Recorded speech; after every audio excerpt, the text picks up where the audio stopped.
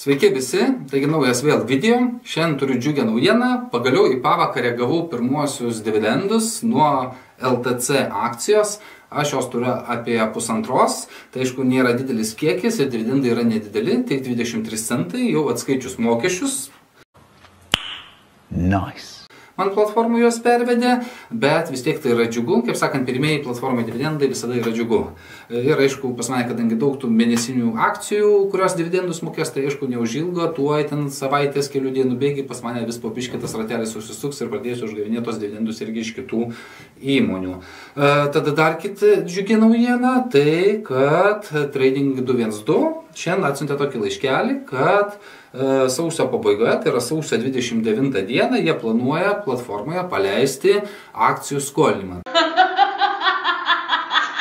Tai yra, jūs turėdamas savo akcijas galėsite jas, kaip sakant, išnuomot, paskolinti platformoje kitiems žmonėms. Tai yra, aš kaip suprantu, čia mano bent jau tokia nuomonė, toks įsivaizdavimas, nes aš panašiai manau, kad tai bus tas pats kaip kriptovaliutų keitiklose yra panašiai, kai jūs savo kriptovaliutus galite užlendinti, išskolinti kitiems žmonėms, su visom apsaugom, su viskuo, tai tas pats ir čia, manau, bus tas pats dalykas. Jūs galėsit, kaip sakant, paskolintas akcijas, bet tiesiog tiem tradintojim, kurie tradina su svertais, reikia tų akcijų didesnių kiekių ir jie tiesiog gausis taip, kad tam, kad galėtų tradinti su svertais, skolinsis iš jūsų. Tai manau visai neblogas įrankis, kaip ir aš jo atsiradimo labai nebijau ir manau tikrai aš jį išbandysiu, nes kuo gerai, kad skolinimas jums duos uždirbti dar papildomus procentus nuo savo akcijų. Minusas šitas skolinimo tas, kad jūs prarandate visokias balsavimo teisės tų firmų, kurių turite akcijas, bet aišku, dažniausiai, kai turim pavienės akcijas, nelabai mes ten galvą sukam, nelabai mes ten kažką balsuojam ir panašiai. O pliusas tas, kad jūs nepraranda dividendų. Net jeigu ir išlendinsit, išskolinsit tas akcijas platformoje, jūs dividendus vis tiek gavinėsit kaip savininkas jūs, o ne tas, kuris pasiskolina. Tai yra džiugi naujiena. Kaip sakant, dividendai vis tiek priklauso jums, jūs tos procentus dividendų vis tiek uždirbat.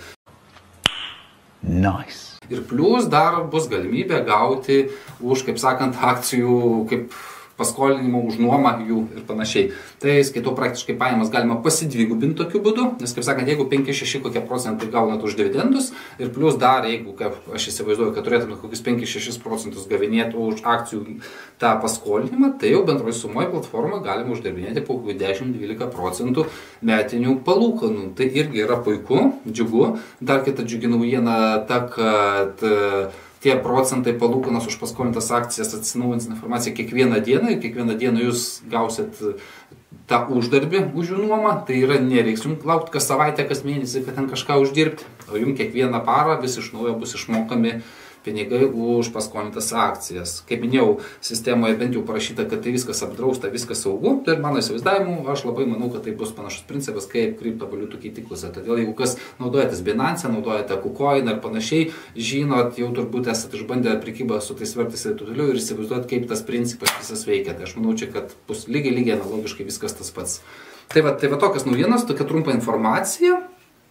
Nepamirškit paspausti laiko, nes laikai yra svarbus mano video, nes iš tikrųjų turiu, nežinau, porą tokių gal dislaikintojų, kai tik įkeliu video, praktiškai jeigu mano video kokį 10 minučių, o po įkelimo praeina dar porą minučių, pas mane jau stovi dislaikas. Tai bet nežinau, kažkodėl yra 1-2 žmonės piktybiniai, kurie tiesiog iškart dislaikina mano video ir taip muša man reitingą video visų. Tai manau, čia gali būti irgi ir konkurentų koks darbas, kurie dirba šitoje nišoje apie finansus, apie akcijų pirkimą ir nenori tiesiog įsileisti savo nišą YouTube'ai konkurentų. Tai gal bando taip nusodinti mano kanalą.